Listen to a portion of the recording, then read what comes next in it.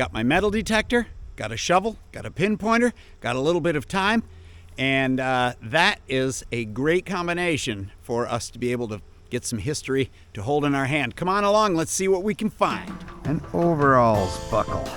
The claws of a bird, half of the claws of a bird. An almost 200-year-old spoon right here. A buckle. The handle of a knife and the blade of a knife. A door knob came through this plate. Single-bladed axe. This could have been the end of a peavey. Hi folks, Steve Okino here in north central Pennsylvania, and you have clicked on a History in the Hand metal detecting video. We're going to spend a little time today here at the site of this old logging town which started in the early 1800s. Much of it's been lost to erosion and bulldozing and such, but we still have a chance to get our hands on some relics that have been lost from the past, bring them back up and hold them right in our hand. Come on along, let's see what we can find. Got a nice signal here.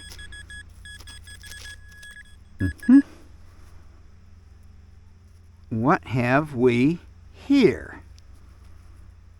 Huh. Boy, I never know what I am going to find buried in these lawns. Who knows? This appears to be the claws of a bird, half of the claws of a bird. I have no idea what that is. It looks like it held something up. I do not know. Your guess is as good as mine. It does not stick to the magnet. It is obviously brass. My goodness. Your guess is as good as mine, but what a fantastic mystery find. All right, on to the next. We've got ourselves a pretty strong signal here. Could be anything. There it is right there. And we have what appears to me to be an overalls buckle. That is cool. Now it's been flattened quite a bit, but the bar that went across there is gone. It looks like it may actually have been iron, but nope, it doesn't stick to the magnet at all. So, another closure. Boy, that is nifty. Love finding these. There's so many different types of them. That's a piece of history. We just held it right in our hand. All right, on to the next. Well, obviously this is what has given us the signal. Wow. That is a very large chunk of iron. Let's see what we can... Let's see if... yep, I'll bet you that's a horseshoe. Wrong. That is very crudely fashioned like the handle of a knife and the blade of a knife, but I do not know. Definitely iron. Sticks to that magnet. But it's cool. And it's a bit of history, and we just held it right in our hands. Is that not cool? All right, on to the next. Well, there is our signal. And looks like we have a buckle. A brass buckle of some type. You know, it's amazing to me how many different varieties, how many different styles buckles there are. This one looks like maybe some kind of suspender, overalls, something like that. But it is, yep, there's nothing ferrous in it. It looks like it's just brass. May have been nickeled over the top of it, not sure, but that is pretty nifty. And that goes in the interesting thing. On to the next. Okay, we got our signal right there. But last time I did right along this original road that came through. And this is the area out here where we found so many livestock related items. I got an interesting signal here. And I have what is almost certainly not related to livestock. This is a pewter spoon. And I would be willing to go out on a limb and say that this is very old. And by very old, I'm thinking early 1800s. This area was settled. The first mill went in here as early as 1799, but it grew in the early 1800s. During that time, they would still have been manufacturing pewter silverware. And so it is possible that this could be that old. I mean, we could be holding almost 200-year-old, an almost 200-year-old spoon right here. And that is fascinating to me. Pretty cool. There's no way I'm going to try to bend it back. And it's just been sitting here for the entire time. Looks like it took a little bit of abuse, but it did have a very fragile part of the handle right there, and that's probably why it broke. It probably bent and got bent back many times and then finally broke when it was being bent back again. And it probably got the heave-ho. But what a cool piece of history. Love it. On to the next. So this find is not actually surprising for a logging town. This is this would have been, my guess is, a double-bladed axe, but it looks like it was used for something else after it was used for felling trees. But that's definitely what we have here.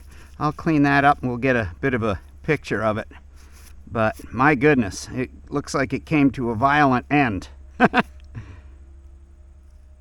It could have been a single-bladed axe that just came out this way and was broken off. That'd be my guess, because this looks too uniform for a break. I wish I knew more about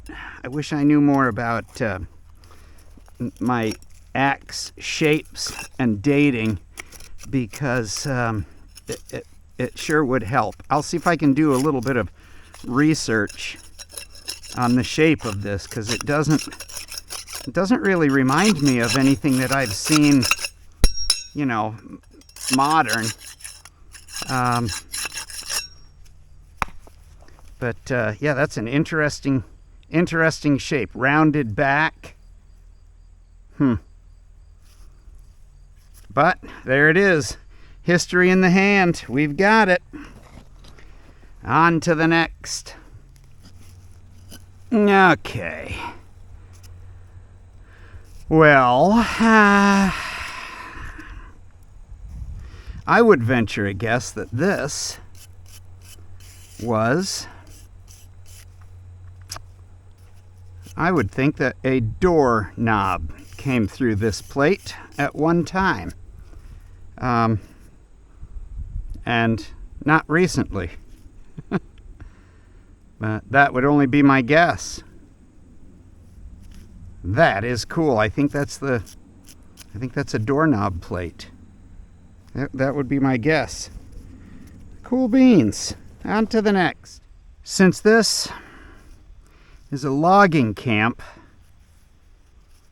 and we are so close to the hotel where the loggers stayed, right there. Right over there. This could have been, it's a little heavy, But it could have been, these boys were rugged. This could have been the end of a peavey, which was used to hook on logs and then roll them over so they could be sawed or moved. And it looks like it may have just busted right there at the weakest point. Gosh, these guys were rugged. That is heavy. And I believe that was hand forged by the feel of it. So again, gosh, I'm guessing that this was mid 1800s. We are way back in the 1800s today. We're just finding a ton of stuff. That's really cool. On to the next. Okay.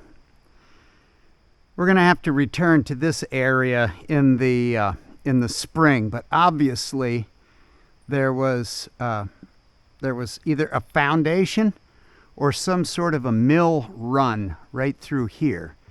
So this whole area down through here is worthy of investigation. Unfortunately, right now, as you can see, the goldenrod and everything is up way too high for me to swing. It looks like there's another steep drop off right over there. So this area between here and the stream looks like it's worth investigating. That looks like it was the blade of a hoe. But I think its gardening days are done. So we'll just move on. Well, we had a pretty good day of digging here. Kind of ran out of time. It's been a couple of hours, but we did find some cool stuff and a lot of stuff from the 1800s, I think. So let's take a look at what we found here. Found a couple of Wheaties. Found 2 different clothing closures. Found our mystery lead item. And we found our brass rivet and our pewter spoon bowl. That's a real old one. I'm calling that my butter knife. And this mystery, I don't know, that almost looks like an eagle claw or something. Found our mystery round object. These, I think, had to do with electrical stuff. Here's our alphabet soup area. And then these are bullet shells, fired bullets, jackets of bullets. These are lead things. Here's our 2 logging relics. This super old axe head, and this, what I believe, is a peavey hook. And then we found a door plate, and what I'm pretty sure is the blade of a hoe, but I'm not certain. Also, when I was exploring for foundations, I found this copper wash tub, so that's kind of cool. Anyhow, we were able to have a great time. I'm glad you joined me for the day, and I just have to remind you, if you're not looking for it, you're probably not going to find it. So come on back, join us next time right here on History in the Hand, and we'll see you then.